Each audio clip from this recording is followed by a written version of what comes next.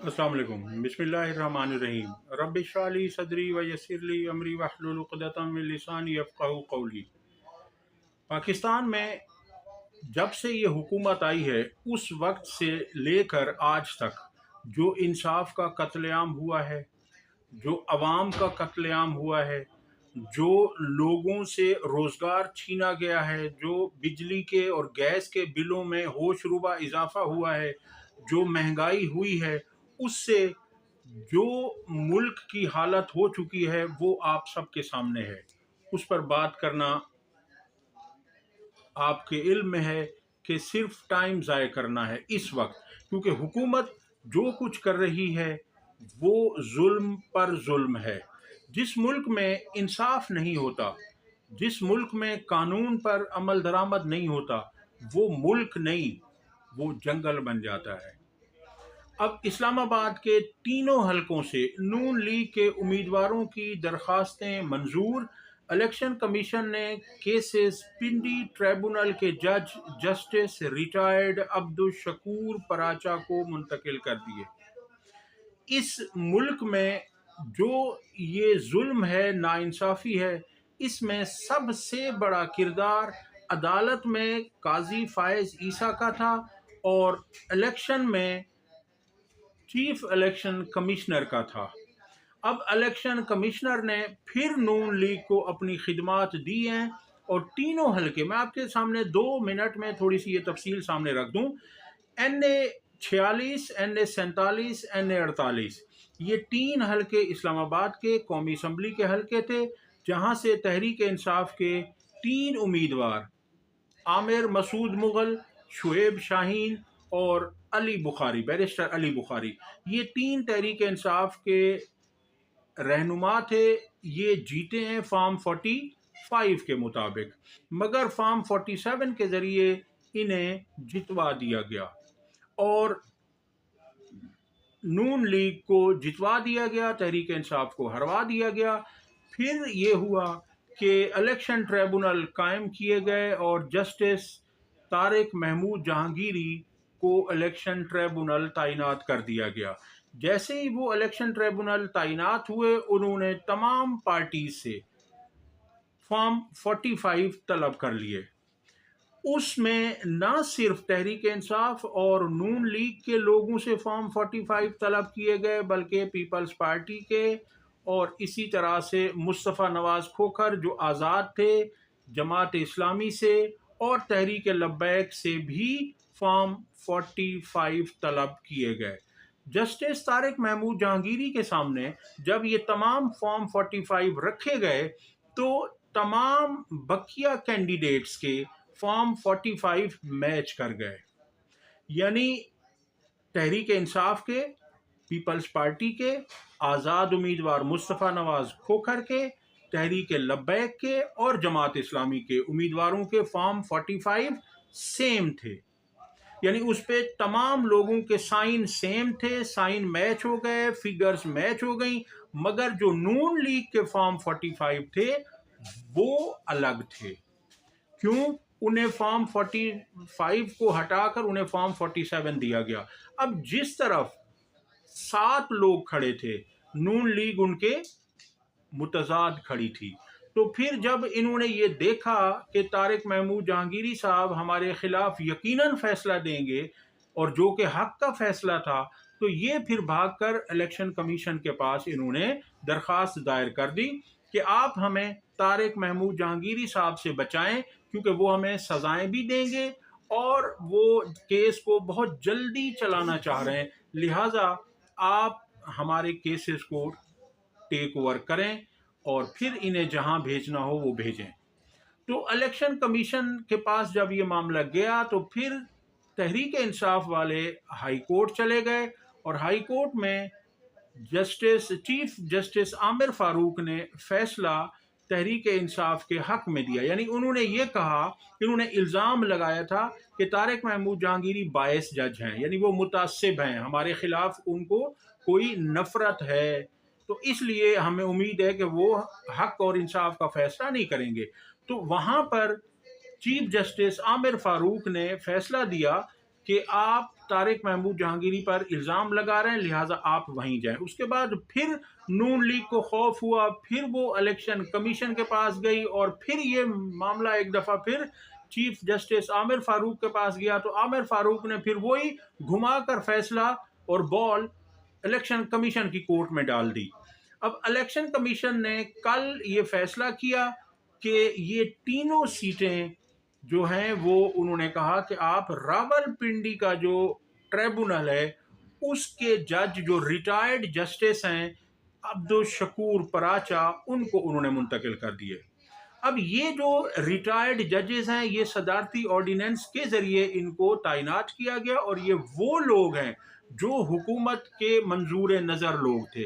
اور یہ جو شکور پراچا ہیں یہ شروع سے ہی پہلے دن سے ہی یہ مصلحت کا شکار تھے۔ ان کی جو ایکٹیویٹیز ہیں وہ نون لیگ کے حق میں تھیں روز اول سے، تو انہیں جب تعینات کیا گیا تو اب یہ ان کے پاس ٹریبونل ان کو بنا دیا گیا، تو یقیناً یہ سیٹیں تحریک انصاف سے پکی گئیں۔ تو یہ اس طرح سے انہوں نے یہ کام کیا ہے، اور آپ اندازہ کر لیجئے کہ پھر یہ کس طرح سے کریں گے۔ اگلی خبر آپ کے سامنے رکھتے ہیں کہ ریٹائرڈ جرنل ہیں نعیم خالد لودھی، انہوں نے ملکی حالات پر بات کی ہے۔ ان کا کہنا ہے کہ ملک کی بڑی پارٹی جس کی پورے ملک میں نمائندگی ہے اس کو انتشاری ٹولہ کہنا انتہائی خطرناک ہے۔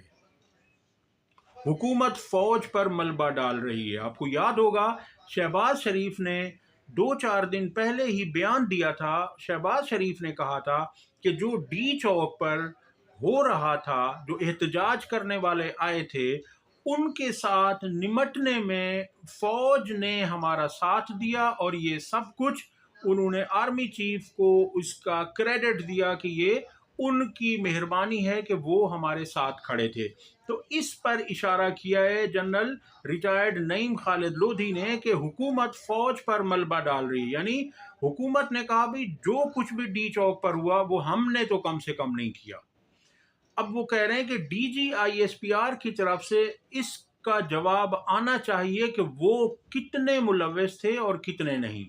یہ کہنا کہ یہ بھاگ گئے غلط ہے، یعنی یہ لوگ جو حکومت کہہ رہی ہے کہ تحریک انصاف والے بھاگ گئے، جوتیاں چھوڑ گئے اور گاڑیاں چھوڑ گئے، سب کچھ یہ کیا، تو آپ یاد رکھیے کہ یہ جھوٹ بولنے میں ان کا کوئی ثانی نہیں ہے۔ جو بھاگتا ہے اس کی پیٹھ پہ گولی لگتی ہے، اور یہاں پر تحریک انصاف کے ورکروں نے، کارکنان نے سینے پر گولیاں کھائی ہیں، وہ بھاگے نہیں ہیں، وہ پیٹھ دکھا کر نہیں بھاگے۔ آپ 100 نہتے لوگ کھڑے کر دیں اور ایک بندوق والا میں کھڑا کر دوں تو میں دیکھتا ہوں آپ کیسے نہیں بھاگتے۔ یہ جنرل نعیم خالد لودھی کہہ رہے ہیں، پوری دنیا نے دیکھا کہ گولیاں چلیں۔ اب یہ ہم نہیں کہہ رہے، یہ جنرل صاحب کہہ رہے ہیں، وہ کہہ رہے ہیں کہ پوری دنیا نے دیکھا کہ گولی چلی، مگر یہ جو بدبخت عطا تارڑ ہے یہ کہہ رہے کہ گولی نہیں چلی، لاشیں دکھا دیں آپ، بلکہ حکومتی وزراء کہہ رہے ہیں کہ گولی نہیں چلی۔ اور اسی پر جنرل خالد لودھی نے کہا کہ میں آرمی چیف اور D G I S P R سے درخواست کروں گا کہ منیب فاروق جیسے لوگوں کا منہ بند کریں، یہ آپ کے لیے زہر قاتل ثابت ہو رہے ہیں۔ اب یہ تو ہے بات ان کی۔ اب میں آپ کے سامنے اگلی خبر رکھوں، اور وہ خبر یہ ہے کہ آزاد کشمیر کی سپریم کورٹ نے صدارتی آرڈیننس کو معطل کر دیا ہے۔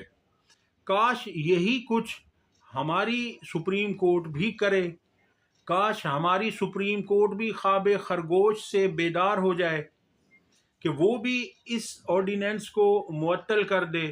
آزاد کشمیر سپریم کورٹ نے متنازعہ صدارتی آرڈیننس کو معطل کر دیا۔ چیف جسٹس راجہ سعید اکرم کی سربراہی میں جسٹس خواجہ نسیم اور جسٹس رضا علی خان پر مشتمل فل کورٹ نے بار کونسل اور سینٹرل بار کے وکلاء کی جانب سے دائر کردہ اپیلوں کی سماعت کی۔ درخواست گزار کے وکیل راجہ سجاد خان نے اپنے دلائل میں کہا کہ یہ آرڈیننس آئین کے خلاف ہے اور انسانی حقوق کی خلاف ورزی ہے، اس سے انسانی حقوق کی خلاف ورزی ہوتی ہے۔ انہوں نے مزید کہا کہ آئین ہر ریاستی شہری کو احتجاج کا حق دیتا ہے، جبکہ حکومت نے ऑर्डिनेंस के ज़रिए सिर्फ सियासी जमातों को एहतजाज करने की इजाज़त दी है, जो कि आइनी उसूलों से मुतसादिम है। फुल कोर्ट ने इब्तदाई समाअत के बाद सदारती ऑर्डिनेंस को अपील के फैसले तक मुअत्तल करने का हुक्म जारी किया और बार कौंसिल और सिविल सोसाइटी की जानिब से दायर करदा दरख्वास्त पर हुकूमत को इस ऑर्डिनेंस पर अमल दरामद रोकने की हिदायत कर दी। वाज़ेह रहे कि मुतनाज़ सदारती ऑर्डिनेंस के तहत किसी भी एहतजाज या जलसा जुलूस के लिए डिस्ट्रिक्ट कमिश्नर से एक हफ्ता कबल इजाज़त लेना ज़रूरी था, जबकि किसी गैर रजिस्टर्ड जमात या तंजीम को एहतजाज के लिए दरख्वास्त का हक हासिल नहीं था। अवामी एक्शन कमेटी ने 5 दिसंबर को पहिया जाम और शटर डाउन हड़ताल की कॉल दे रखी है और आज़ाद कश्मीर की तमाम बार एसोसिएशंस और सियासी जमातों ने भी इस मुतनाज़ा ऑर्डिनेंस को मुस्तरद कर दिया है। अगली खबर आपके सामने रखें कि जनूबी कोरिया के सदर ने मार्शल लॉ का ऐलान किया और 6 घंटे के बाद ही उन्हें उस मार्शल लॉ को हटाना पड़ा। उसकी क्या वजह है? उसकी वजह यह है कि जनूबी कोरिया की आवाम बाहर निकल आई और उन्होंने आकर जब एहतजाज किया तो उनकी फौज भी गोली न चला सकी। हमारी यहाँ पर हुकूमत की तरह उनकी हुकूमत ने कोई ऐसा काम नहीं किया। अब उसमें 6 घंटे के बाद ही जनूबी कोरिया के सदर का मुल्क में नाफिज मार्शल लॉ उठाने का ऐलान। जनूबी कोरिया के सदर योन स्यूक यूल को मुल्क में नाफिज किए गए मार्शल लॉ को 6 घंटों के अंदर ही उठाना पड़ा। सदर के मार्शल लॉ उठाने के ऐलान के बाद जनूबी कोरिया में अपोजिशन का जश्न जारी है और फौज की बैरकों में वापसी शुरू हो गई है। काबीना ने भी मंजूरी दे दी। स्पीकर की जेर सदारत आज हंगामी इजलास हुआ जिसमें पार्लियामेंट ने मार्शल लॉ के खिलाफ वोट देकर सदारती फैसले को कलअदम करार दे दिया। ऐसी होती है पार्लियामेंट। हमारे यहाँ क्या है, ना स्पीकर की कोई वक़्त है और ना पार्लियामेंटेरियन में इतनी कोई जुर्रत है कि वो आकर खड़े हो जाएं। यहाँ पर क्या हुआ कि पार्लियामेंट खड़ी हो गई, पार्लियामेंट ने करारदाद मंजूर की और उस करारदाद की मंजूरी के नतीजे में फौज को अपनी बैरकों में जाना पड़ा। तो इस तरह से फौज को भी पता है कि हमने क्या करना है और हमारा इख्तियार कहाँ तक है, लिहाजा उन्होंने अमल करते हुए अपने बैरक्स में चले गए। जनूबी कोरिया के 300 के ऐवान में 190 अरकान ने मार्शल लॉ के फैसले के खिलाफ वोट दिया। पार्लियामान से मार्शल लॉ गैर कानूनी करार दिए जाने के बाद अवाम खुश, फौज वापस जाने लगी। पार्लियामान की एक करारदाद से फौज वापस। जनूबी कोरिया के सदर ने मार्शल लॉ लगाया, पार्लियामान ने उसे गैर कानूनी करार दिया, फौज ने वापसी का सफर बांध लिया। ना कोई गोली चली, ना शेलिंग हुई, ना कंटेनर लगे, ना कुछ और। न किसी ने अरकान पार्लियामेंट को उठाकर उनका सॉफ्टवेयर अपडेट किया। ये है जनाब दूसरे मुल्कों की कहानी, मगर हमारे मुल्क में भी ऐसा हो सकता है। उसके लिए शर्त यह है कि फॉर्म 45 की हुकूमतें हों।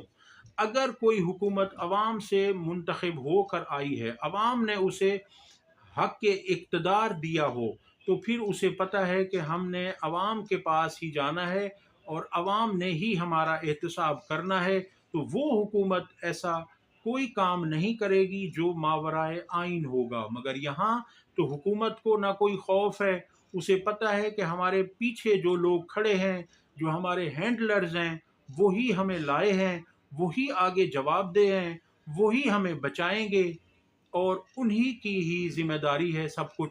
तो ये सब कुछ करके उन्हीं पर डाल देते हैं और ये खुद हर चीज़ से बरी ज़िम्मा हो जाते हैं।